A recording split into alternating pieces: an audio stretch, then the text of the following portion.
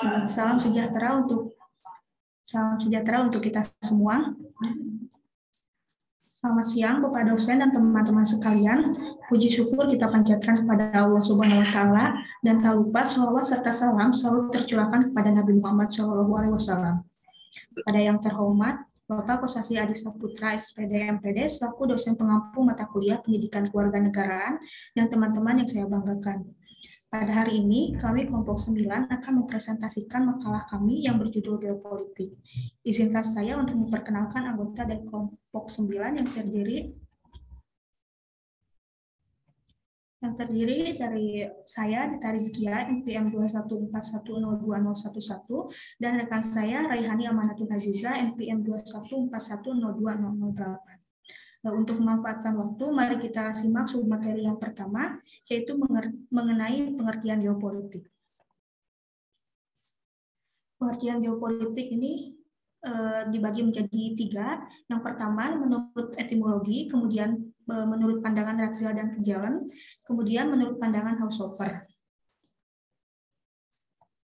Yang pertama, pengertian geopolitik secara etimologi, yaitu geopolitik secara etimologi berasal dari kata geo, yaitu bahasa Yunani, yang berarti bumi yang menjadi wilayah hidup, sedangkan politik dari kata polis, yang berarti kesatuan masyarakat yang berdiri sendiri atau negara, dan TIA yang berarti urusan politik yang bermakna kepentingan umum warga negara suatu bangsa. Sebagai acuan bersama, geopolitik dimaknai sebagai ilmu penyelenggaraan negara yang setiap kebijakannya dikaitkan dengan masalah-masalah geografi wilayah atau tempat tinggal suatu bangsa. Dengan demikian, geografi bersangkut paut dengan interrelasi antara manusia dengan lingkungan tempat hidupnya. Sedangkan politik selalu berhubungan dengan kekuasaan atau pemerintahan. Yang kedua, pengertian geopolitik menurut pandangan Ratzel dan Kejelen. Nah, Frederick Ratzel pada akhir abad ke-19 mengembangkan kajian geografi politik dengan dasar pandangan bahwa negara adalah mirip organisme atau makhluk hidup. Dia memandang negara dari sudut konsep ruang. Negara adalah ruang yang ditempati oleh kelompok masyarakat politik atau bangsa. Bangsa dan negara terikat oleh hukum alam. Jika bangsa dan negara ingin tetap eksis dan berkembang, maka harus diberlakukan hukum ekspansi atau pemekaran wilayah. Di samping itu, Rudolf Kejelen berpendapat bahwa negara adalah organisme yang harus memiliki intelektual. Negara merupakan sistem politik yang mencakup geopolitik, ekonomi politik, kratopolitik, dan sosiopolitik. Kejelen juga mengajukan paham ekspansionisme dalam rangka untuk mempertahankan negara dan mengembangkannya. Selanjutnya, dia mengajukan langkah strategis untuk memperkuat negara dengan memulai pembangunan kekuatan daratan atau kontinental dan diikuti dengan pembangunan kekuasaan bahari atau maritim.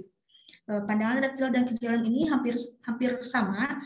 Mereka memandang pertumbuhan negara mirip dengan pertumbuhan organisme atau makhluk hidup. Nah, oleh karena itu, negara memerlukan ruang hidup atau Lebensraum, serta mengenal proses lahir, tumbuh, mempertahankan hidup, menyusut, dan mati. Mereka juga mengajukan paham ekspansionisme yang kemudian melahirkan ajaran adu kekuatan atau power politik atau teori of power. Beberapa pemikir sering menyebutnya sebagai Darwinisme sosial. Kemudian, pengertian geopolitik menurut pandangan Haushofer. Pandangan demikian ini semakin jelas pada pemikiran Karl Haushofer yang pada masa itu mewarnai geopolitik Nazi Jerman di bawah pimpinan Hitler.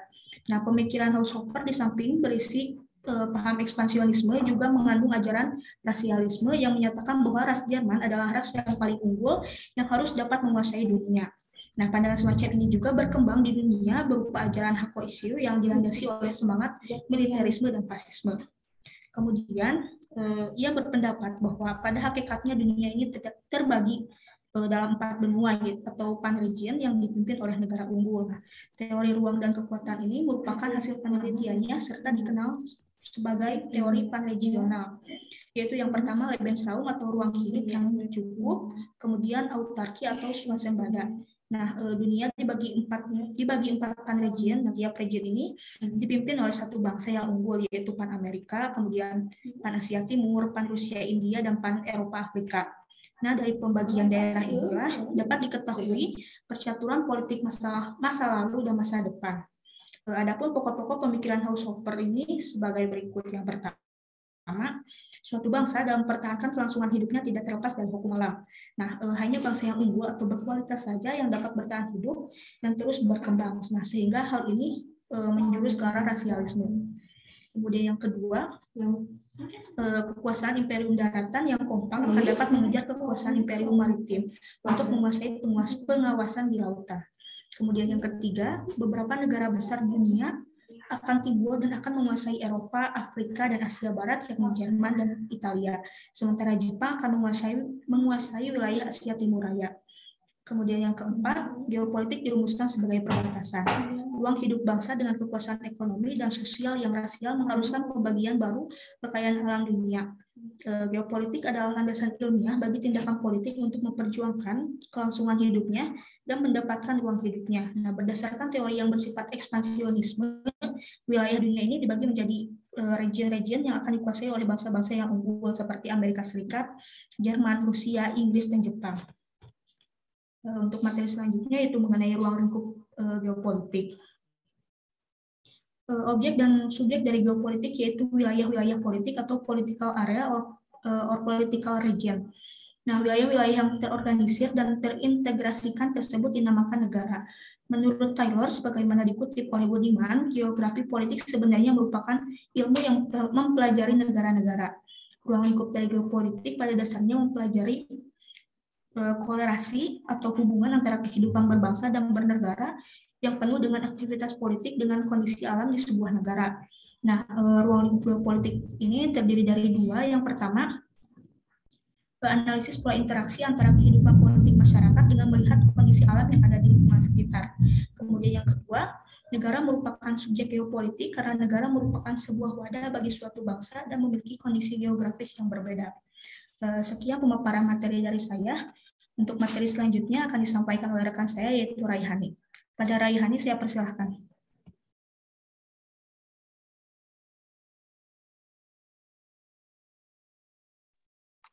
Baik, terima kasih kepada Dita. Yang selanjutnya adalah perkembangan geopolitik di Indonesia. Pembangunan geopolitik Indonesia sudah dimulai oleh para pendiri bangsa melalui Ikrar Sumpah Pemuda, satu nusa yang berarti keutuhan wilayah Nusantara, satu bangsa yang merupakan landasan kebangsaan Indonesia, satu bahasa yang merupakan faktor pemersatu seluruh wilayah Nusantara beserta isinya. Konsepsi geopolitik khas Indonesia itu kemudian dirumuskan menjadi acuan dasar yang diberi nama Wawasan Nusantara, berbunyi wujud suatu negara kesatuan Republik Indonesia sebagai suatu negara kepulauan yang dalam kesemestaannya merupakan satu kesatuan politik, ekonomi, sosial, budaya, dan pertahanan keamanan untuk mencapai tujuan nasional dan cita-cita perjuangan bangsa melalui pembangunan nasional segenap potensi darat, laut, dan angkasa secara terpadu. Selanjutnya, perkembangan geopolitik di Indonesia juga dipengaruhi adanya globalisasi dan kemajuan teknologi dan adanya proses politik dan demokratisasi. Pada akhir tahun 2004 juga ditandai dengan keberhasilan bangsa Indonesia menyelenggarakan pemilu dengan sistem pemilihan langsung. Selanjutnya muncullah 3 kasus besar.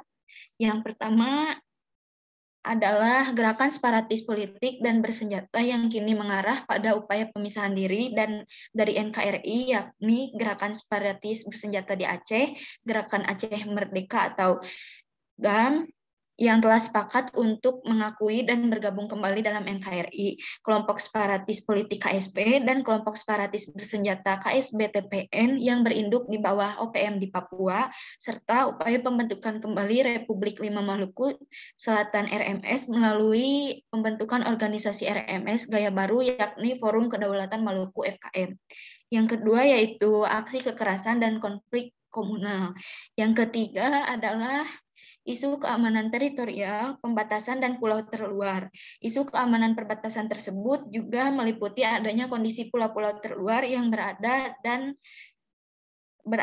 berbatasan langsung dengan beberapa negara tetangga yang sesungguhnya berpotensi dapat lepas dari NKRI bila tidak dapat dipelihara dan dijaga dengan baik. Selanjutnya. Dan yang terakhir ada kasus geopolitik di Indonesia, yaitu yang pertama perairan Ambalat di Laut Sulawesi. Masalah antara Indonesia dan Malaysia seputar Blok Ambalat mengemuka ketika terbetik kabar bahwa pemerintah Malaysia melalui perusahaan minyak nasionalnya, Petronas, memberikan konsesi minyak atau production sharing contract kepada perusahaan minyak Shell atas cadangan minyak yang terletak di Laut Sulawesi, perairan sebelah ke timur Kalimantan. Pemerintah Indonesia mengajukan protes atas hal ini karena merasa bahwa wilayah itu berada dalam kedaulatan negara Indonesia. Sebenarnya klaim Malaysia terhadap cadangan minyak di wilayah itu sudah diprotes Indonesia sejak tahun 1980, menyusul diterbitkannya peta di wilayah Malaysia pada tahun 1979. Peta tersebut mengklaim wilayah di Laut Sulawesi sebagai milik Malaysia dengan didasarkan pada kepemilikan negara itu atas Pulau Sipadan dan Ligitan. Malaysia beranggapan bahwa dengan dimasukkannya Sipadan dan Ligitan sebagai wilayah kedaulatan Malaysia, secara otomatis perairan di Laut Sulawesi tersebut masuk dalam garis wilayahnya. Indonesia menolak klaim demikian dengan alasan bahwa klaim tersebut bertentangan dengan hukum internasional. Yang kedua adalah kasus sengketa terpecahnya negara Timur Leste yang terlepas dari Negara Kesatuan Indonesia. Ketika membahas Timur Leste atau yang sekarang disebut dengan Timur Timur, sama halnya kita mengenang luka lama yang sudah sejak lama hilang. Wilayah itu dulunya merupakan bagian dari wilayah Indonesia. Namun setelah jajak pendapat, Timur Leste membelah menjadi bagian negara sendiri yang terlepas dari Negara Kesatuan Republik Indonesia. Dilihat dari jejak asal-usulnya Timur Leste merupakan wilayah jajahan Portugis pada masa silam. Sengketa perbatasan yang terjadi antara Indonesia dan Timor Leste ini memang lebih disebabkan perebutan lahan pertanian atau sumber daya alam antara kedua warga negara, yakni warga desa Haumeni-Ana, Kecamatan Bikomeni Lulat, Kabupaten Timur Tengah Utara, Nusa Tenggara Timur, dan warga Pasabe, Distrik Ocusi, Timor Leste. Permasalahan mengenai penetapan sengketa batas wilayah antar kedua negara juga menjadi pemicu. Namun, pendekatan pembangunan ekonomi berupa kesejahteraan dan tingkat pendidikan juga berpengaruh dalam konflik tersebut. Pemerintah Indonesia ataupun Timor Leste harusnya bekerja sama menciptakan perdamaian di perbatasan. Jangan sampai ketika konflik tersebut mengalami eskalasi, baru dua negara mulai bertindak. Lebih baik mencegah daripada menanggulangi. Seharusnya pemerintah cepat tanggap saat terjadi masalah ini agar masalah ini tidak menjadi masalah yang besar seperti yang sudah terjadi akhirnya Timor Leste memisahkan diri dari wilayah Indonesia. Sekian yang dapat saya sampaikan, saya kembalikan kepada moderator. Terima kasih kepada Rehani yang telah memaparkan materinya. Sekian pemaparan materi dari kelompok kami. Untuk selanjutnya, bagi yang mau bertanya, silakan untuk menyalakan mic-nya.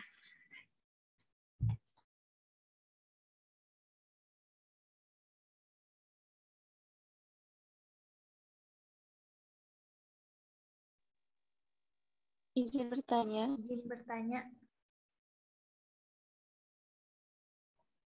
Silakan Pak Dia. Baik, terima kasih moderator atas kesempatannya.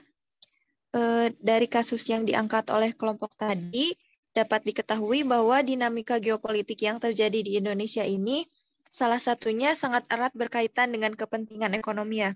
Nah, sehingga apabila demikian perlu diformulasikan gitu bagaimana strategi untuk menuntaskan permasalahan geopolitik itu sendiri khususnya di Indonesia.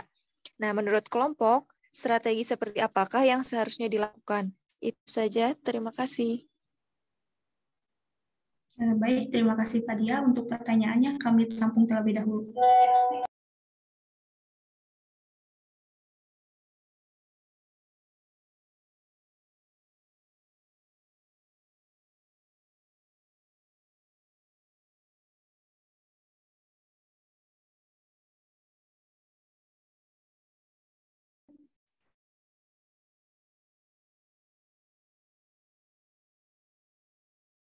Izin bertanya. Silakan Rianti. Apa manfaat geopolitik bagi setiap negara masing-masing di dunia, sehingga hal tersebut sangat dibutuhkan? Baik, terima kasih untuk pertanyaannya. Ada yang ingin bertanya?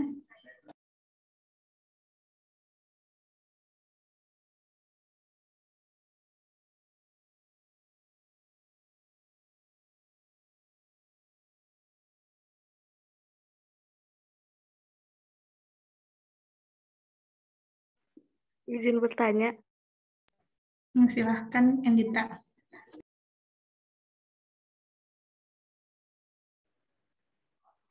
Kemukakan pendapat Anda mengenai konsep geopolitik Indonesia. Baik, terima kasih untuk pertanyaannya. Untuk itu kami menutup sesi pertanyaan dan akan dilanjutkan dan akan dijawab setelah presentasi kelompok kedua. Untuk kelompok 2, dipersilakan.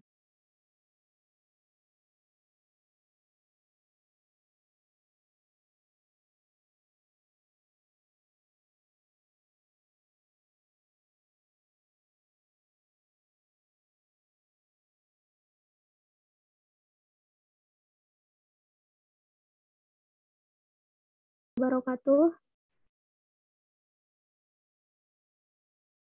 Terima kasih kepada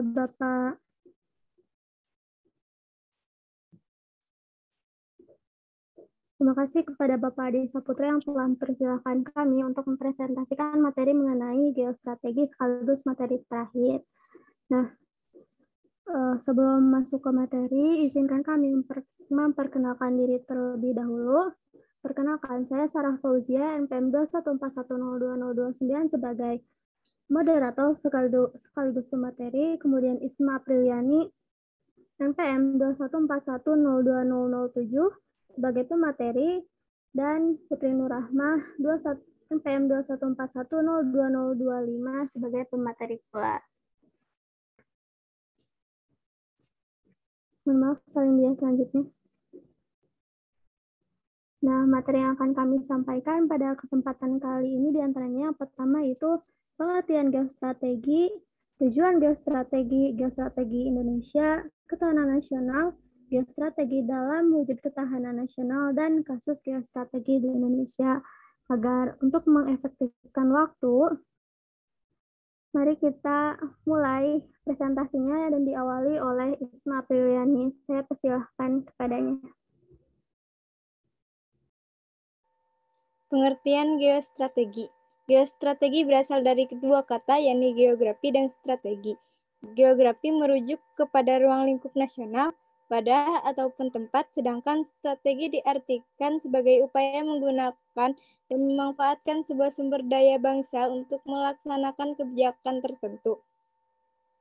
Geostrategi menunjukkan pertimbangan distribusi daratan, lautan, jarak, aksesibilitas, antara faktor-faktor geografis lainnya dalam perencanaan dan tindakan strategi. Menurut para ahli, geostrategi diartikan yang pertama menurut Purnomo, geostrategi merupakan pelaksanaan politik dalam negara atau cara suatu negara sebagai upaya mewujudkan geopolitik yang telah dirumuskan. Yang kedua, menurut Lim Jujok, geostrategi menunjukkan pertimbangan distribusi daratan lautan, jarak, aksesibilitas antara faktor-faktor geografis lainnya dalam perencanaan dan tindakan strategi. Yang terakhir, menurut Rogers dan Simon, geostrategi membahas tentang pelaksanaan kekuasaan atas ruang kritis di permukaan bumi, tentang keahlian menjalin kehadiran politik dan sistem. Selanjutnya, tujuan geostrategi. Tujuan utama geostrategi adalah untuk menghubungkan geografi dan politik demi memaksimalkan kekuatan dan jangkauan wilayah domestik dan untuk berkubu bagi tatanan internasional yang menguntungkan. Menurut Kailan dan Ahmad Jubaidi tahun 2007, geostrategi memiliki tujuan yaitu memberikan arahan tentang upaya membuat strategi pembangunan dan keputusan yang terukur guna mewujudkan masa depan yang lebih aman, lebih baik, dan bermartabat.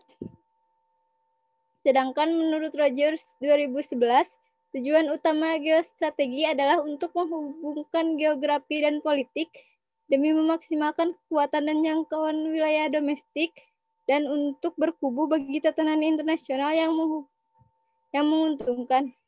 Geostrategi melibatkan sebuah perencanaan yang komprehensif, menetapkan cara mencapai tujuan nasional, dan mengamankan aset yang memiliki arti penting bagi militer. Selanjutnya,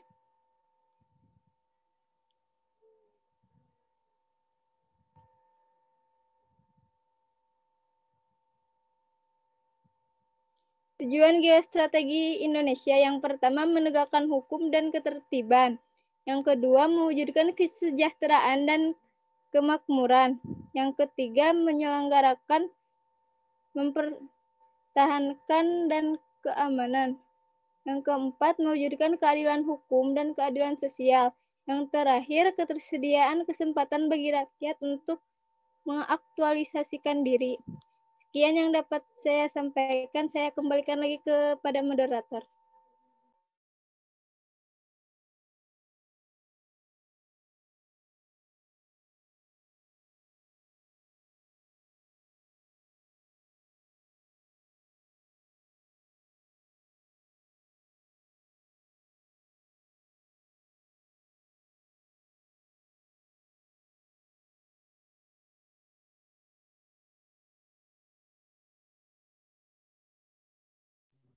Baik, terima kasih kepada Isma yang telah mempresentasikan materinya. Kemudian materi selanjutnya akan disampaikan oleh saya sendiri. Mohon maaf untuk salindia selanjutnya.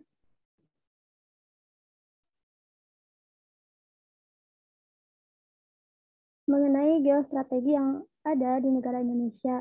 Nah, dalam proses mempertahankan kedaulatan sebuah negara, sebuah bangsa membutuhkan pemahaman mengenai geopolitik dan perlu merasionalisasikan dalam kehidupan berbangsa dan bernegara. Rasionalisasi tersebut memerlukan sebuah strategi cara atau metode agar tujuan yang diinginkan dapat dicapai secara maksimal. Nah, menurut lampiran Peraturan Presiden RI Nomor 97 Tahun 2015 tentang Kebijakan Umum Pertahanan Negara tahun 2015 sampai 2019. Geostrategi Indonesia adalah strategi nasional bangsa Indonesia dalam memanfaatkan wilayah Negara Kesatuan Republik Indonesia atau disingkat NKRI sebagai ruang hidup nasional guna merancang arahan tentang kebijakan dan sasaran pembangunan untuk mencapai kepentingan dan tujuan nasional. Nah, dilihat dari perspektif historis, pengembangan awal geopolitik dan geostrategi di negara Indonesia dilaksanakan Sekolah Staf dan Komando Angkatan Darat, Seskoad, dan Lemhanas atau Lembaga Pertahanan Nasional pada tahun 1965 dalam bentuk konsepsi ketahanan revolusi. Nah, menurut Suradinata, pada tahun 2005, pada awalnya geostrategi diartikan sebagai geopolitik untuk kepentingan militer perang atau perang. Sementara itu di Indonesia, geostrategi diartikan sebagai metode mewujudkan cita-cita proklamasi yang tercantum dalam Mukadimah UUD NRI 1945 melalui proses pembangunan nasional. Secara universal, geostrategi diartikan sebagai arwah geografis kebijakan luar negeri suatu negara dan memiliki karakter agresif, ofensif, dan outward looking. Geostrategi sendiri menggabungkan pertimbangan strategi dengan geopolitik. Kemudian, salindia selanjutnya. Mengenai konsepsi geostrategi di Indonesia. Nah, konsepsi geostrategi Indonesia pada hakikatnya bukan mengembangkan kekuatan untuk penguasaan terhadap wilayah di luar Indonesia atau untuk ekspansi terhadap negara lain. Tetapi konsep strategi yang didasarkan pada kondisi metode atau cara untuk mengembangkan potensi kekuatan nasional yang ditujukan untuk pengamanan dan menjaga keutuhan kedaulatan negara Indonesia dan pembangunan nasional dari kemungkinan gangguan yang datang dari dalam maupun dari luar negeri. Nah, untuk mewujudkan geostrategis Indonesia, akhirnya dirumuskan bangsa Indonesia dengan ketahanan nasional Republik Indonesia. Dia selanjutnya.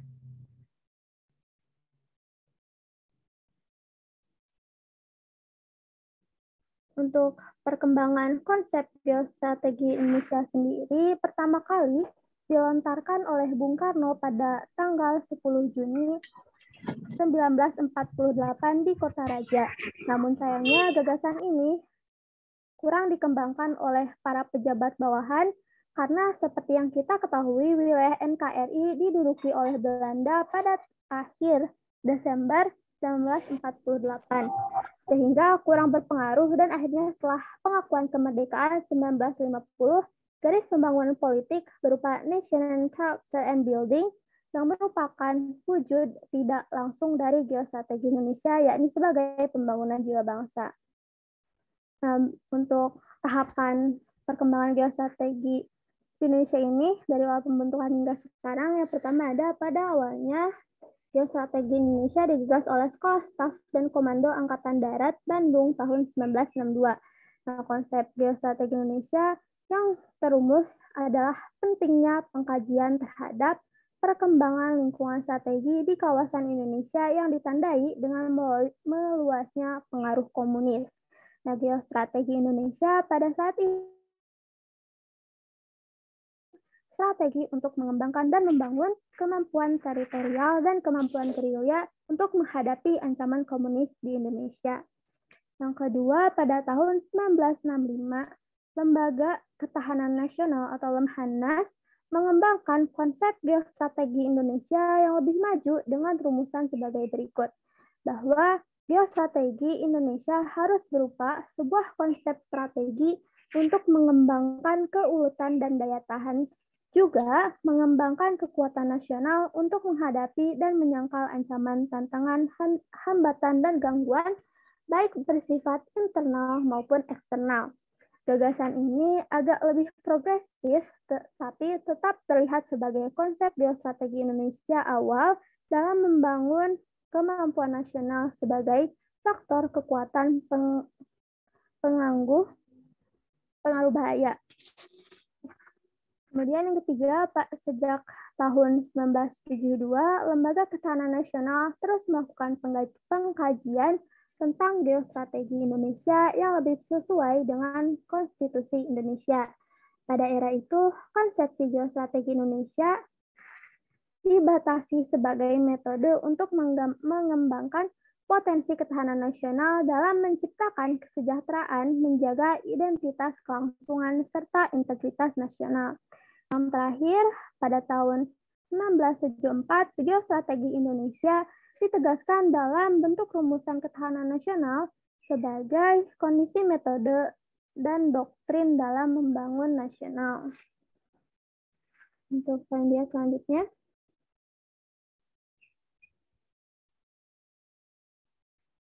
Nah, rumusan geostrategi itu sendiri kan diwujudkan dalam ketahanan nasional. Nah, untuk pengertian ketahanan nasional itu sendiri ditinjau secara antropologis mengandung arti kemampuan manusia atau satu kesatuan kemampuan manusia untuk tetap memperjuangkan kehidupannya. Rumusan ketahanan nasional sebagaimana disusun oleh Lemhanas adalah ketahanan nasional Indonesia adalah kondisi dinamis bangsa Indonesia meliputi segenap aspek kehidupan nasional yang terintegrasi, risikoletan, dan ketangguhan yang mengandung kemampuan untuk mengembangkan kekuatan nasional dalam menghadapi dan mengatasi segala ancaman, gangguan, hambatan, dan tantangan baik yang datang dari luar maupun dari dalam untuk menjamin identitas, integritas, kelangsungan hidup bangsa dan negara, serta perjuangan mencapai tujuan nasional. Nah, ada pun beberapa pengertian ketahanan nasional menurut beberapa ahli di antaranya. Yang pertama ada Suradinata. Nah, menurut Suradinata, ketahanan nasional adalah ketangguhan serta kemampuan suatu negara mengembangkan kekuatan nasional dalam menghadapi dan mengatasi ancaman, gangguan, hambatan, dan tantangan dari luar dan dari dalam negeri. Dengan ketahanan nasional, sebuah negara mempunyai kemampuan menangkal unsur-unsur yang mengancam integritas baik secara langsung maupun tidak langsung, menjaga identitas kelangsungan hidup bangsa, dan memperjuangkan dalam mengejar tujuan nasional. Yang kedua ada menurut Suryo Hadi Projo. Nah, menurut Surya Hadi Projo ini, ketahanan nasional terdiri atas keamanan nasional dan kesejahteraan nasional. Oleh karena itu, ketahanan nasional juga sejalan dengan kepentingan nasional. Yang terakhir ada menurut Sumarno, yaitu ketahanan nasional adalah terintegrasinya semua aspek kehidupan dalam kehidupan suatu bangsa. Untuk salindia selanjutnya.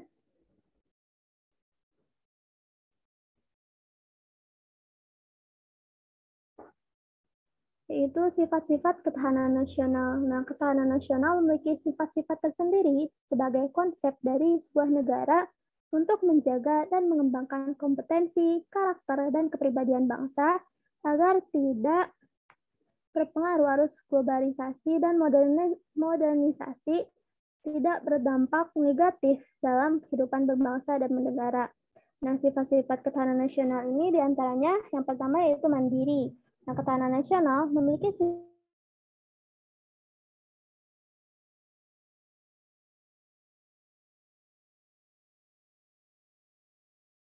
karakter sebagai warga negara yang berpijak pada identitas nasional, karakter kepribadian bangsa Indonesia. Sifat kemandirian tersebut yang akan menjadi modal awal untuk menyelenggarakan hubungan atau kerjasama dengan pihak luar tanpa mengesampingkan kepentingan bangsa dan negara. Yang kedua ada dinamis. Ketahanan nasional bersifat fleksibel sesuai dengan kebutuhan. Hal ini disebabkan oleh perkembangan zaman yang semakin pesat. Pada hakikatnya, segala aspek kehidupan dari masa ke masa mengalami perkembangan yang signifikan. Oleh karena itu, konsep ketahanan nasional perlu bersifat dinamis sejalan dengan arus perkembangan zaman. Paradigma tentang konsep ketahanan nasional yang inovatif dengan perspektif analisis yang berorientasi pada perkembangan zaman menjadi sifat yang mutlak harus terpenuhi di dalam pengembangan konsep ketahanan nasional. Yang ketiga ada kewibawaan. Keberhasilan konsepsi ketahanan nasional Indonesia yang seimbang dengan berkelanjutan akan meningkatkan kompetensi, keterampilan, ketahanan mental bangsa. Dengan begitu, kedudukan sebuah bangsa dan dihormati dan dihargai oleh bangsa lain. Hal ini dikarenakan semakin tinggi dan kuatnya ketahanan nasional sebuah negara, maka kewibawaan negara tersebut akan meningkat di hadapan dunia. Yang terakhir ada konsultasi dan kerjasama. Konsepsi ketahanan nasional Indonesia tidak menunjukkan sikap angkuh, monopoli, dan otoriter. Ketahanan nasional Indonesia lebih mengutamakan sistem konsultatif dan kerjasama, serta saling menghormati dan menghargai dengan berlandaskan karakter dan kepribadian bangsa Indonesia. Mohon maaf, dia selanjutnya.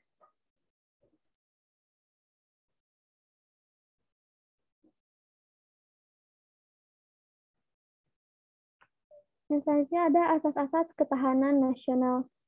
Nah, asas ketahanan nasional negara Indonesia yaitu pelaksanaan kehidupan berbangsa dan bernegara dengan menjunjung tinggi nilai-nilai Pancasila, Undang-Undang Dasar Negara Republik Indonesia tahun 1945, dan wawasan Nusantara.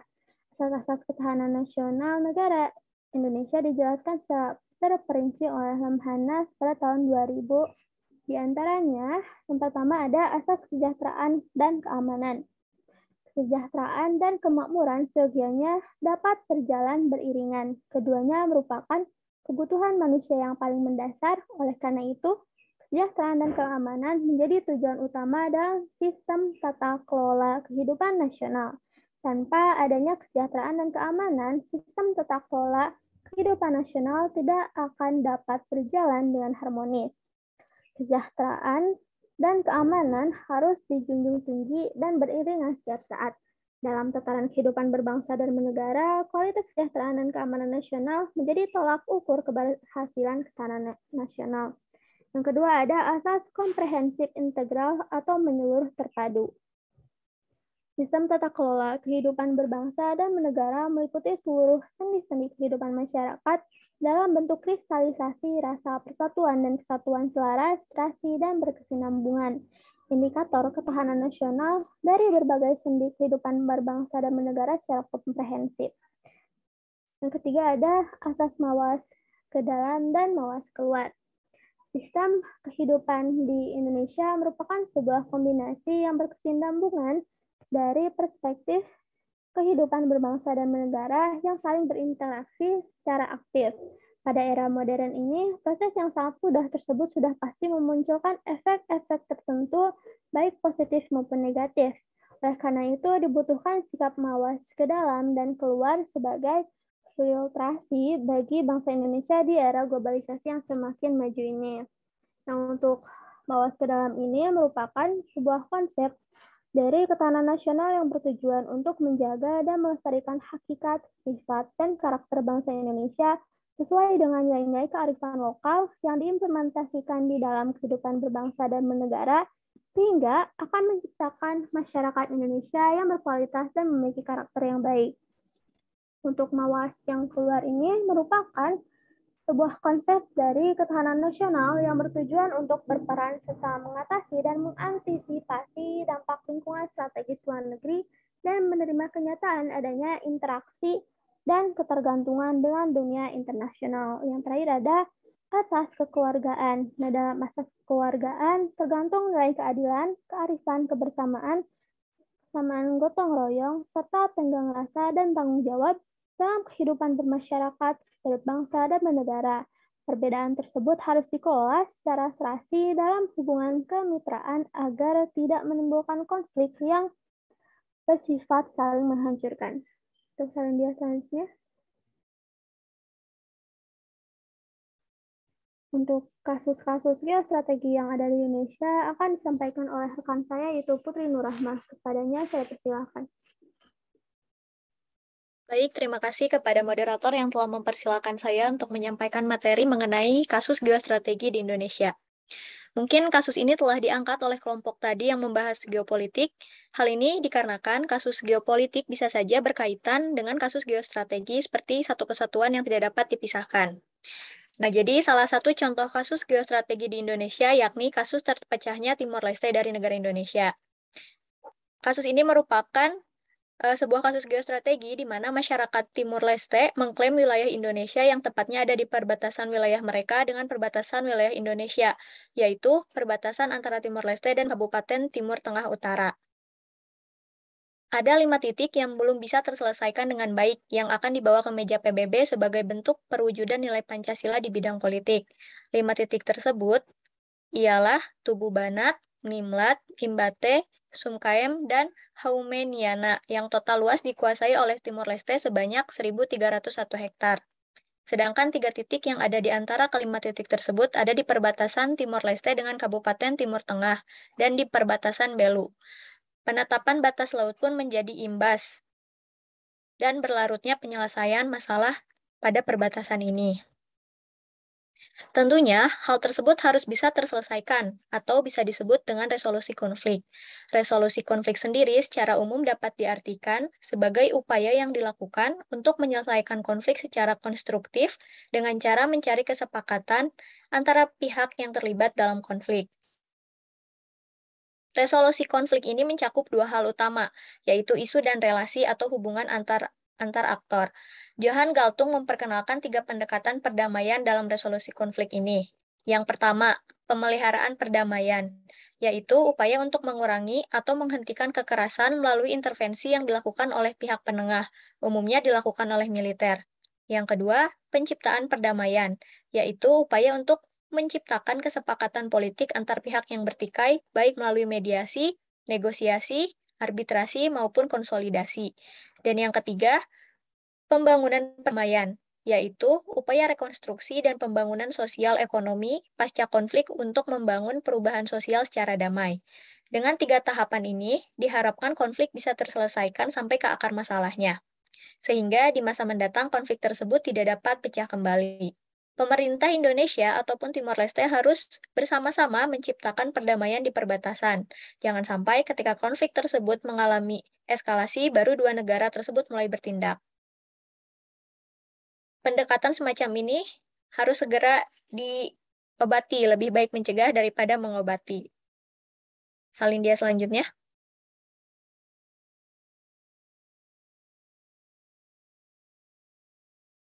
Ya, Yang kedua, yakni geostrategi di tengah pandemi COVID-19.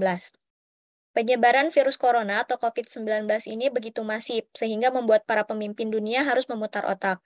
Tentunya, untuk meminimalisir dampak dari virus tersebut terhadap ketahanan nasional, negara harus memiliki segala macam cara dan upaya, salah satunya dengan kebijakan lockdown atau menutup diri dari dunia luar, serta membatasi pergerakan warga negaranya yang telah dilakukan oleh beberapa negara. Dalam perspektif geostrategi atau ketahanan nasional, daya tahan kita sebagai bangsa tengah diuji, dimulai dari ketangguhan masyarakat dalam menyiapkan kondisi kesehatan yang prima untuk bertahan melawan virus corona tersebut, hingga kepada aspek sosial dan ekonomi yang sangat mempengaruhi kehidupan mereka ke depannya. Perpaduan elemen kekuatan nasional, baik militer maupun non-militer, memang sangat dibutuhkan untuk mengantisipasi kemungkinan yang akan terjadi ke depannya. Kepatuhan masyarakat atas himbauan pemerintah menyikapi penyebaran virus corona, serta solidaritas sesama warga negara untuk saling tolong-menolong dan bergotong royong sangat dibutuhkan dalam menghadapi bencana nasional ini. Pada situasi seperti ini, dibutuhkan solidaritas dari seluruh stakeholder bangsa ini untuk bersama-sama memberantas penyebaran virus corona sebagai momen kembalinya integrasi nasional untuk memperbaiki kondisi bangsa. Pemerintah harus berperan sebagai komando atau garda terdepan untuk melawan virus corona. Regulasi maksimal yang tepat dan terukur sangat dinantikan oleh bangsa untuk memberantas manusia dari virus corona ini. Mungkin sekian yang dapat saya sampaikan. Saya kembalikan lagi kepada moderator. Baik, terima kasih pada Putri yang telah memaparkan materi mengenai kasus-kasus geostrategi di Indonesia. Nah, selanjutnya yaitu sesi tanya jawab. Bagi yang ingin bertanya, silahkan aktifkan fitur raise hand atau aktifkan mikrofon. Jika tidak, ketik saja pertanyaannya di kolom chat. Apakah ada pertanyaan?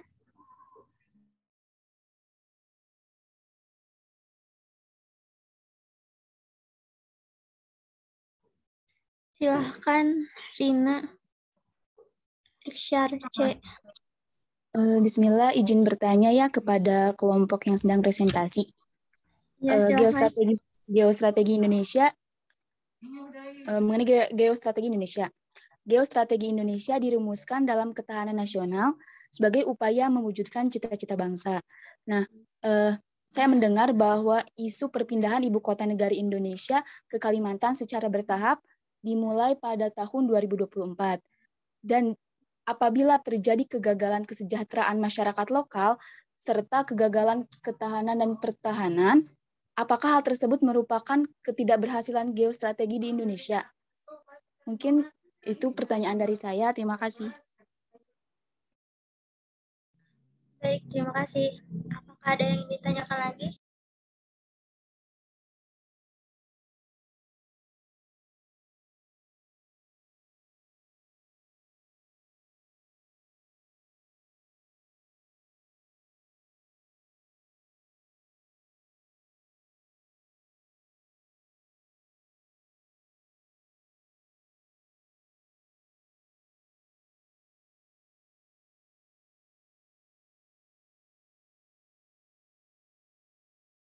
Silakan untuk yang lainnya untuk berpartisipasi.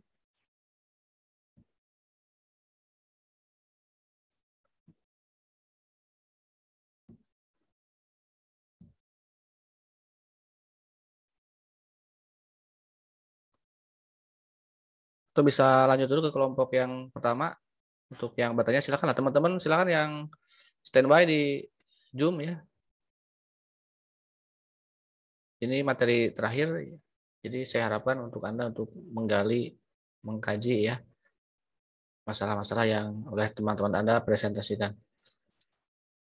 Maka sambil jalan kembali lagi ke kelompok 1 untuk menjawab pertanyaan. Untuk yang lainnya silakanlah boleh di chat ya untuk pertanyaan-pertanyaan yang diajukan.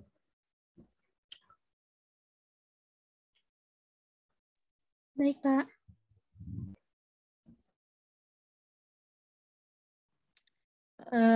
Baik, izin menjawab pertanyaan dari Fadia. Sebelumnya, apakah Fadia ada di room? Ada Rayani. Pertanyaannya, jadi bagaimana ya strategi mengatasi permasalahan geopolitik di Indonesia? Strategi untuk mengatasi permasalahan geopolitik di Indonesia diantaranya adalah perlunya reinventarisasi pulau-pulau terluar beserta potensi sumber daya yang terdapat di masing-masing pulau. Reinventarisasi harus dilanjutkan dengan digitalisasi batas wilayah NKRI serta melengkapi instrumen batas wilayah yang terintegrasi dengan sistem pengawasan wilayah perbatasan. Pemerintah pusat pun wajib membangun koordinasi yang intens dengan pimpinan daerah di wilayah administrasi pulau-pulau terluar, agar setiap dinamika geopolitik yang berkembang dapat diketahui oleh pemerintah pusat untuk segera ditindaklanjuti. Kementerian Keamanan Wilayah NKRI, Kementerian Koordinator Kemaritiman dan Sumber Daya bersama Kementerian Pertahanan harus memprioritaskan peningkatan kualitas alutsista atau alat utama sistem senjata dan prajurit yang berada di perbatasan-perbatasan agar Indonesia siap menghadapi semua kemungkinan yang terjadi akibat dinamika geopolitik Indonesia. Apakah jawabannya dapat diterima? Dapat diterima, Rehani. Terima kasih atas jawabannya. Baik, terima kasih. Mungkin mohon maaf ya apabila ada kesalahan, bisa dibantu oleh Bapak Adi.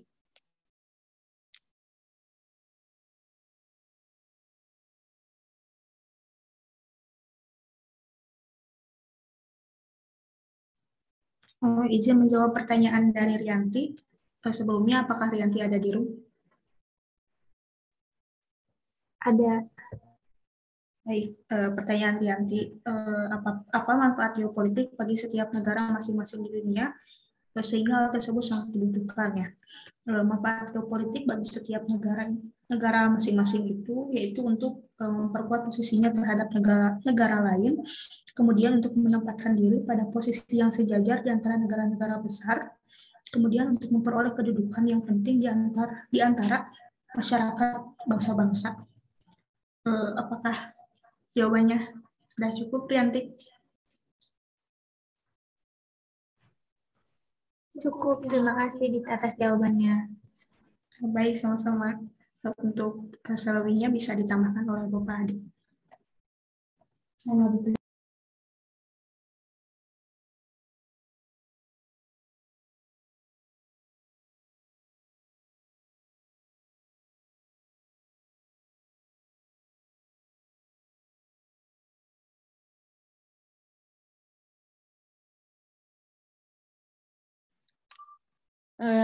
Baik, izin menjawab pertanyaan terakhir dari Endita. Apakah Endita ada di room?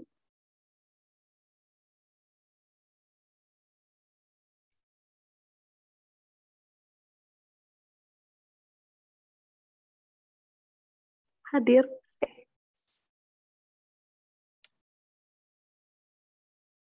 Pertanyaannya mengenai pendapat mengenai konsep geopolitik.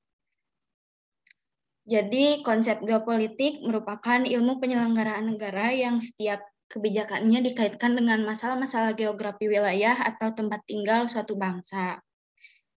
Dapat disimpulkan bahwa geopolitik yaitu pengetahuan tentang segala sesuatu yang berhubungan dengan konstelasi geografis dari suatu negara dengan memanfaatkan keuntungan letak geografis tersebut untuk kepentingan penyelenggaraan pemerintah nasional dan penentuan-penentuan kebijaksanaan secara ilmiah berdasarkan realita-realita yang ada dengan cita-cita bangsa. Apakah jawabannya dapat diterima?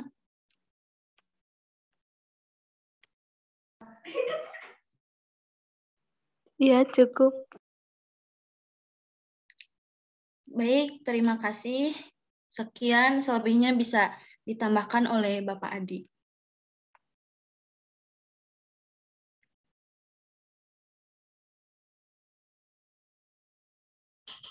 Lanjut ke kelompok yang terakhir. Dan teman-temannya pun silakan ya untuk saling menanggapi, saling mengemukakan pendapat.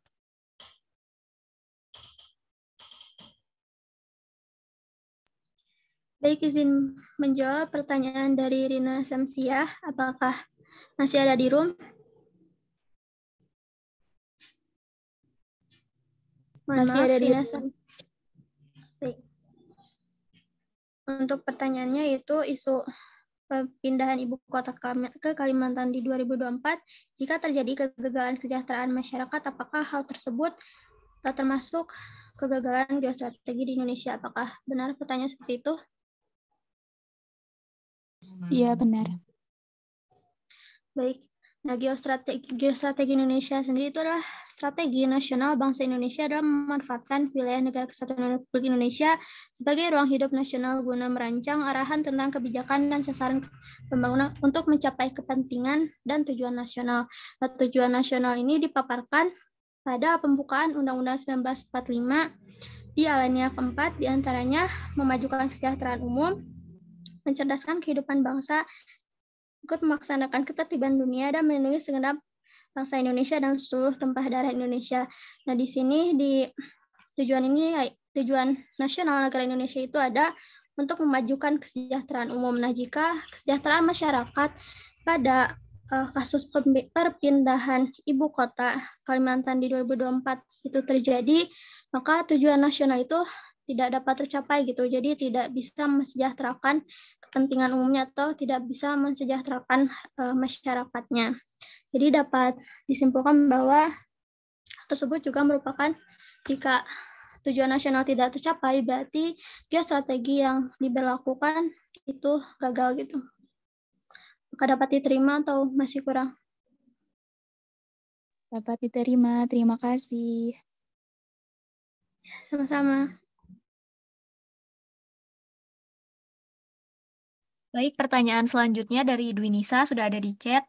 Pertanyaannya yakni apa dampak dari penerapan geostrategi terhadap kebijakan pertahanan dan keamanan negara? Saya Putri Nurrahma izin menjawab.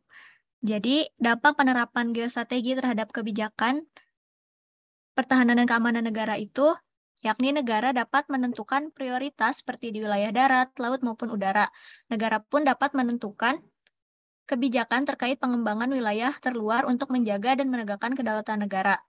Jadi geostrategi ini merupakan salah satu bagian dari wawasan Nusantara. Dengan memanfaatkan pengetahuan akan wilayahnya sendiri, bangsa Indonesia dapat mengembangkan strategi pertahanan nasional untuk menghadapi beragam ancaman.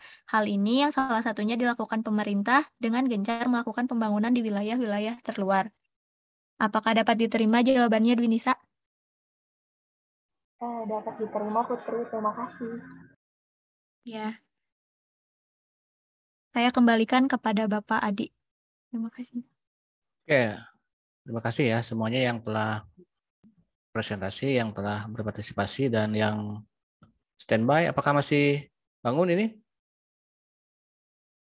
Yang gabung di Zoom ini? Masih, Bapak. Ya, yang bisa untuk on cam silakan, untuk saya ingin melihat wujudnya. Oke, ini materi tentang geopolitik ya dan geostrategi. Kalau geopolitik kan perwujudannya wawasan Nusantara ya dalam konteks geopolitik Indonesia. Kalau geostrategi kan perwujudannya dalam konteks wawasan Nusantara. Tadi juga disampaikan oleh yang presentasi itu ya bahwa memang antara geopolitik dan geostrategi itu ya ada hubungannya gitu ya, terkait satu sama lainnya. Terlebih lagi tadi masalah yang ditimbulkan misalnya ada yang sama yang Anda persepsikan ya mengenai Timor Leste ya. Secara geografi politik, secara geografis mungkin Timor Leste itu adalah bagian dari kepulauan Nusantara ya. Karena memang dalam beberapa wilayah itu sangat berdekatan dengan Provinsi Nusa Tenggara Timur secara geografi. Tapi secara politik tidak serta-merta bahwa Timor Leste itu memiliki ya kesamaan politik gitu dengan Indonesia, karena dari sisi historis, kultural dan budaya pun Timor Leste itu warisan Portugis ya, sementara Nusantara atau Hindia Belanda ya kita Indonesia warisan politik Hindia Belanda. Nah, sehingga secara politik memang sulit untuk disatukan ya antara Indonesia dengan Timor Leste. Walaupun pernah tergabung di tahun 75 sampai tahun 99 ya lewat instansi militer juga Indonesia ya. Pernah menjadi provinsi bagian dari provinsi ke-33 saat itu ya Timor Timur ya, tapi kan tidak berlangsung lama. Ya semacam cinta yang dipaksakan lah gitu ya. Penyatuan atau integrasi Timor Leste ke Indonesia itu. Nah memang secara strategis ya mungkin kalau kita melihat ini kan pada era masa pemerintahan Pak Habibie ya di awal reformasi, tadi juga kalau nggak salah ada yang menyatakan atau yang berpendapat ya bahwa memang antara geopolitik ini akan erat kaitannya dengan aspek ekonomi misalnya ya. Itu sangat sekali ya itu. Karena kan dalam kehidupan negara itu ya semua aspek ya, terutama ya politik, ekonomi ya. Wilayah itu satu rangkaian yang saling mempengaruhi. Secara ekonomi mungkin nggak strategis tuh ya. Untuk kepentingan ekonomi Indonesia, ya kalau misalnya Timor Leste itu memiliki cadangan minyak, misalnya memiliki batu bara, memiliki apa lah, mungkin itu akan secara ekonomi akan sedikit lebih menguntungkan ya. Artinya bahwa memang secara geostrategi mungkin nggak strategis ya kita memaksakan Timor Leste untuk tetap bagian dari NKRI, sehingga ya itu keputusan yang kalau sekarang kita berpandangan gitu ya ternyata memang dulu keputusan Pak Habibie itu sangat tepat gitu ya untuk melepaskan Timor Leste, bukan semata-mata karena alasan politik dulu juga yang nggak stabil ya ketika guncangan yang hebat di era reformasi, tapi memang secara strategis pun memang Timor Leste bukan wilayah yang menguntungkan secara politik ya, secara geostrategis bagi Indonesia. Itu ya terus lebih ini kalau kita melihat analisis hubungan ya dari kasus yang Anda kemukakan. Termasuk tadi ya pertanyaan dari teman dari siapa dari Eksar ya tentang yang geostrategi masalah IKN ya. Itu juga kan masalah geopolitik sebenarnya. Geografi dan politik ya. Kan kalau ada pertanyaan apa sih pentingnya geopolitik bagi Indonesia atau bagi sebuah negara, ya negara itu harus memiliki geografis ya, unsur mutlak gitu kan. Betul apa betul? Kalau negara tidak punya wilayah bagaimana? Tidak punya tempat. Orangnya ada, bangsanya ada misalnya. Ada bangsa Yahudi misalnya ya. Tapi bangsa Yahudi beribu-ribu tahun dahulu tidak memiliki wilayah, tempat. Dan tidak mungkin ada negara Israel yang dihuni oleh bangsa-bangsa Yahudi kalau tanpa mencaplok wilayah yang sekarang ya Palestina mungkin ya, yang menjadi konflik yang tak berkepanjangan. Jadi dampak buruk dari geopolitik antar negara ya, masalah geopolitik tadi ada sengketa perbatasan dan lain-lain itu kan pada akhirnya kan peperangan ya. Kita lihat juga yang sekarang terjadi di Eropa, Ukraina ya, Rusia. Itu kan masalah geopolitik ya. Bagaimana persoalan negara yang sama halnya ketika kita dengan Malaysia misalnya ya walaupun tidak sempat terjadi peperangan ya secara militer, tapi kan secara budaya ya, secara sengketa perbatasan itu ada, tapi tidak sampai ke peperangan seperti halnya di negara-negara Eropa ya. Nah, bagaimana nanti geostrateginya kalau sudah terjadi konflik geopolitik, katakanlah peperangan? Makanya bagaimana sistem pertahanan yang harus dibangun oleh negara ya. Sekarang kalau penerapan geostrategi bagi Ukraina itu bagaimana misalnya mereka mempertahankan serangan dari Rusia dengan meminta bantuan dari NATO, dari negara-negara barat. Geostrategi bagi Rusia itu dengan menyerang, dengan menginvasi misalnya ya Ukraina misalnya. Walaupun memang bagi kita sebagai negara yang anti perang mungkin tidak dibenarkan, tapi kan itu urusan, biarlah itu urusan mereka gitu ya. Walaupun kita tidak punya kapasitas, walaupun kita tidak setuju atau setuju, kan tidak punya kapasitas untuk menyerang atau untuk setuju ataupun untuk melarang negara yang mungkin punya kepentingan yang tidak bisa kita pikirkan ya, alasan menyerang dan alasan yang diserang dan juga seperti apa. Nah, masalah geopolitik di Indonesia misalnya, jangankan kita memindahkan ibu kota ya, kalau kita pikirkan kenapa sih Jakarta yang menjadi ibu kota negara Indonesia? bukan Cigalontang misalnya, bukan Singaparna, bukan Gunung Roai gitu. Bukan Tasikmalaya. Itu karena memang secara politik ya sudah ada analisis jangka panjang maupun jangka pendeknya gitu ya. Jadi bukan semata-mata ada tempat dibangun lalu jadilah di sini ibu kota, enakan lah tempatnya gitu. Bagus tempatnya. Ya itu faktor, tapi juga ada, kalau kita bicara politik ada kepentingan politik tertentu ya. Apakah politik pertahanan, politik ekonomi ya, politik keamanan ya. Jadi semua unsur itu dirancang dan direncanakan ya. Termasuk dampak efeknya gitu ya. Kepada berbagai sektor. Jadi dalam konsep geopolitik, wilayah itu bukan semata-mata tempat manusia itu hidup, ya, tinggal, tetapi ada kepentingan politiknya.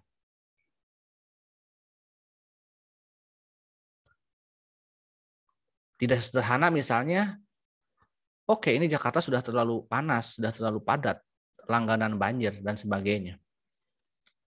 Kita cari yuk tempat yang kosong, hutan yang masih bisa dibangun, yang punya potensi untuk dijadikan wilayah yang tidak banjir, yang tidak terlalu panas misalnya, yang tidak terlalu macet, sehingga ibu kota akan lebih nyaman dan sebagainya. Oke, itu mungkin yang sederhana, tapi kan dari sisi itu kan akan berhubungan dengan geostrategi, akan berhubungan dengan pertahanan dan keamanan nasional negara tersebut. Ya, Indonesia khususnya gitu ya. Ketika kita memindahkan Jakarta atau ibu kota dari Jakarta ke wilayah di Kalimantan Timur itu, kalau hanya berpikir sederhana tadi, oke gitu ya. Tetapi lihat dari aspek-aspek yang lebih strategis dalam kehidupan bernegara, terutama ya pertahanan dan keamanan negara, kedaulatan negara tentunya. Mungkin macet tidak akan terjadi di ibu kota baru, banjir dan sebagainya. Tetapi bagaimana dengan kedaulatannya misalnya? Itu analisis strategisnya sebenarnya gitu ya. Yang kita mungkin tidak terlalu tahu menau gitu ya. Hanya bisa ya memberikan masukan, memberikan kritikan, kok secepat itukah memindahkan ibu kota gitu ya, kayak ya seperti halnya Sangkuriang yang menyuruh yang harus membangun ya dalam satu malam, itu kan seperti itu ya. Karena memang tidak, yang saya ketahui tidak ada dalam rencana pembangunan jangka menengah maupun jangka panjang ya. Termasuk dalam proyek, kalau kita bicara politik lebih praktis lagi, tidak ada dalam janji kampanye Pak Jokowi di 2 periode kampanye presiden. Itu kan pernyataan setelah kemenangan di 2019 ya, setelah pelantikan di 2019. Tiba-tiba pindah ibu kota. Yang uniknya kan hampir semua kekuatan politik itu masuk dan akhirnya tidak mendukung ya secara politik. Walaupun di luar parlemen, di luar kekuatan politik ya tidak sedikit juga yang mengkritik, bahkan menunda supaya ditunda ya proyek tersebut. Terutama ada urusan modal, dari mana uangnya kan gitu ya. APBN yang masih utang misalnya, itu harus dilakukan proyek sebesar itu. Itu kan semacam proyek mercusuar ya. Kita tidak bisa menafsirkan bagaimana kalau gagal sebagai apakah kegagalan dari geostrategi, mungkin apple to apple gitu ya, apa perbandingannya. Walaupun tidak sebesar pemindahan ibu kota. Ya, di awal pemerintahan Pak Soekarno di tahun 60-an ya, atau di awal kemerdekaan juga ada, itu kan saya ibaratkan proyek mercusuar ya. Ya sekarang pun Pak Jokowi banyak sekali melakukan proyek mercusuar ya. Orde Baru ya, dulu Pak Harto dalam kurun waktu 30 tahun melakukan proyek mercusuar, sehingga Pak Harto dulu dikenal dengan Bapak Pembangunan ya. Pak Jokowi ingin disebut dengan Bapak Infrastruktur ya. Nggak tahu apakah nanti masa depan akan memanggil seperti itu atau tidak ya. Katakanlah dulu Pak Karno ya, ini contoh yang paling dalam waktu yang lebih pendek daripada Pak Harto. Kalau Pak Harto kan memang ada jangka panjang ya, ada rencana yang tiap 5 tahun ya, ada ada perencanaan walaupun pada akhirnya krisis, tapi kan Pak Harto lebih kepada bukan karena dampak dari pembangunan, tapi dampak dari KKN ya kalau Pak Harto itu. Katakanlah Pak, ini contoh dari Pak Bung Karno ketika membuat proyek besar ya, membangun itu menjelang Asian Games, menjelang Genevo, dan ingin menjadikan pusat timur kekuatan ideologi ya, melentang ideologi Barat dulu Pak Karno itu, membangun Monas, ya, membangun Senayan, dan walaupun memang dampak positifnya ada ya, kita punya stadion, punya monumen dan sebagainya, tetapi dampak jangka pendeknya 3 tahun setelah proyek itu selesai ternyata krisis ekonomi ya, krisis ekonomi ya, kacau kan, akhirnya akan jatuh kekuasaan Bung Karno gitu ya. Salah satunya adalah karena memang di saat negara sedang krisis, mungkin sedang tidak memiliki kekayaan, tidak memiliki dana yang cukup, tetapi berambisi untuk membangun ya. Walaupun memang tidak, kalau menurut saya ya, pemindahan ibu kota ini jauh dari proyek mercusuar zaman Bung Karno ya, yang hanya membangun biasa. Ini kan memindahkan tempat yang paling strategis dalam sebuah negara ya. Ya paling tidak kalau kita melihat ya, perbandingan yang paling buruk adalah dengan jatuhnya ya kekuasaan ya, ataupun munculnya ketika pada akhirnya kita nanti punya ibu kota baru terus menyisakan hutang yang besar dan tidak mampu membayar, sama yang dialami oleh Bung Karno dan Pak Harto kan, Orde Baru dan Orde Lama, yaitu krisis ekonomi yang sangat hebat itu ya. Ya dampak dari krisis ekonomi di kita kan baru sampai kepada beralihnya kekuasaan ya. Kalau kita kan nggak bisa membandingkan dengan era Orde Lama, Orde Baru ya. Kalau kita melihat apakah nanti Pak Jokowi akan berakhir, ya pasti berakhir karena secara konstitusi sampai tahun 2024 ya. Secara konstitusi gitu kan. Terus nanti katakanlah ada yang terpilih pada akhirnya menempati wilayah baru, ibu kota baru, menyisakan ya ratusan ribu triliun misalnya atau ribuan triliun hutang negara, terus kita tidak mampu membalikan uang tersebut dalam kurun waktu 5-10 tahun. Ini dampak terburuk ya, saya mengatakan dampak terburuknya. Kalau berbicara dampak manisnya mungkin banyak lah ya, yang sekarang juga ada sering mendengar. Ya krisis ekonomi gitu kan. Entah siapa yang disalahkan nanti kan gitu ya. Harusnya kan kita harus cari siapa yang disalahkan. Atau ya kalau misalnya kita kurang hati-hati dalam mengambil langkah, ini kan kurang hati-hati. Ancaman itu kan selalu ada gitu ya. Khawatir jangan sampai bubar negara gitu ya. Kalau negara kurang direncanakan dengan baik, hanya ambisi ya, kepentingan politik golongan tertentu ya, maka ya kita bukan berarti mengada-ngada, tapi memang beberapa negara akibat krisis ekonomi, akibat krisis politik terpecah belah negara tersebut, dan negara maju juga banyak yang terpecah belah ya. Bagaimana Soviet, negara adidaya dulu terpecah belah, pada akhirnya bubar kok, bangkrut kok ya.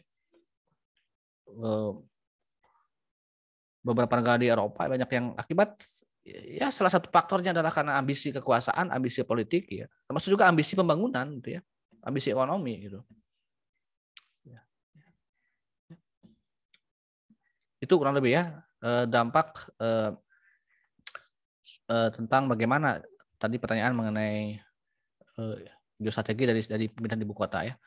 Kemudian ya tadi kembali ke masalah inti gitu ya, pokok-pokok materi tentang geopolitik wawasan Nusantara, karena kita memiliki wilayah yang kepulauan ya, sehingga konsepnya bagaimana kepulauan kita ini, negara kepulauan ini menjadi penyatu ya. Kalau kita memiliki lautan itu kan penyatu antar pulau dengan pulau yang lainnya, bukan pemecah belah gitu kan, perekat ya lautan itu. Ini kan setelah deklarasi Juanda ya, kita memiliki konsep ini yang dipertegas wilayah tadi, bagaimana sejauh mana kita mengurus potensi geopolitik ataupun geografi wilayah kita secara strategis ya. Nah, bagaimana kita menghadapi ancaman itu kan, kalau pembangunan dampak pembangunan ekonomi, dampak pembangunan politik ya kepada geostrateginya bagaimana? Karena ancaman itu bukan hanya ancaman agresi peperangan ya, ancaman ekonomi, ancaman pengaruh ideologi misalnya. Ancaman cyber sekarang kan mungkin kita tidak seperti negara-negara lain yang ancaman militernya nyata, diinvasi secara militer. Tapi kan lewat cyber juga tidak kalah bahaya gitu kan. Lewat pengaruh-pengaruh yang sekarang lebih mudah lagi aksesnya. Nah, sejauh mana konsep pertahanan negara kita menghadapi tantangan yang sedemikian rupa ini ya, ekonomi, politik dari luar ya. Kalau saya melihat bahwa ada ancaman ekonomi ya dengan dalih investasi, tapi itu akan menjebak gitu kan.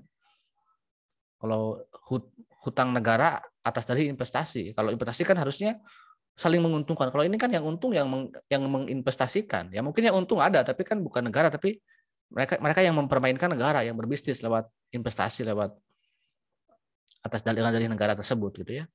Saya melihatnya ke sana ya. Oke, itu sisi antisipasinya ya. Tapi secara idealnya seperti itu. Negara harus memiliki strategi, memiliki sistem pertahanan dan keamanan ya. Tadi juga disampaikan ada Pancagatra, ada Tigatra dan sebagainya. Nah, kemudian lalu bagaimana? Apakah ini hanya tanggung jawab negara? Ternyata konsep dari ketahanan nasional akibat adanya ancaman yang akan terus mengintai setiap negara, maka ada konsep yang lain yang harus Anda ketahui di materi ini, itu bela negara. Nah, ini yang harus kita pahami ya. Memang tidak seperti negara lain ya, yang wujud bela negaranya ada yang dengan misalnya wajib militer seperti di Korea. Karena mereka punya ancaman militer yang negara tetangga yang dekat, sehingga ya ketika nanti ada peperangan, warga negaranya harus siap ya, menghadapi peperangan ya. Bisa dibayangkan kalau negara yang terancam perang, terus tentaranya habis, lalu tidak ada wajib militer. Maka kalau nanti warga negara yang dikasih percuma, nanti warga negara dikasih senjata kalau tidak bisa menggunakan senjata kan gitu. Itu salah satu kenapa penting wajib militer ya bagi negara yang terancam perang. Kita ya mungkin tidak ada wajib militer ya, tidak perlu seperti tentara saat ini ya. Dulu kita pernah ya yang mampu silakan untuk gabung membuat divisi-divisi atau bergabung ke tentara kalau mau. Kalau sekarang kan nggak ada seperti itulah. Kita membangun negara, kita berkontribusi misalnya lewat profesi saja itu sudah bentuk bela negara. Bahkan salah satu bentuk bela negara di kita ya dalam undang-undang bela negara adalah pendidikan kewarganegaraan ya, mata kuliah ini. Wujud dari kita membela negara ya. Bela negara itu bukan berarti membela penguasa ya. Sekarang kan kadang-kadang salah kaprah ya, bela negara adalah bela penguasa. Yang mengkritik penguasa dianggap sebagai ancaman terhadap negara. Ya bukan itu. Justru negara itu kan unsurnya bukan hanya penguasa tapi juga ya kita juga adalah bagian dari negara ya. Semua elemen yang ada dalam sebuah negara secara yang dijamin oleh negara ya itulah negara ya. Bukan sesempit apa yang sekarang mungkin sering dipersepsikan gitu ya. Kalau kita mau ingin menjadi negara yang maju ya harusnya saling membangun ya, saling introspeksi diri ya agar kita tetap bertahan bahkan ya leading ya in outstanding jadi sebuah negara yang maju ya. Sekian, sampai jumpa lagi di kesempatan yang akan datang. Assalamualaikum warahmatullahi wabarakatuh. Waalaikumsalam warahmatullahi wabarakatuh.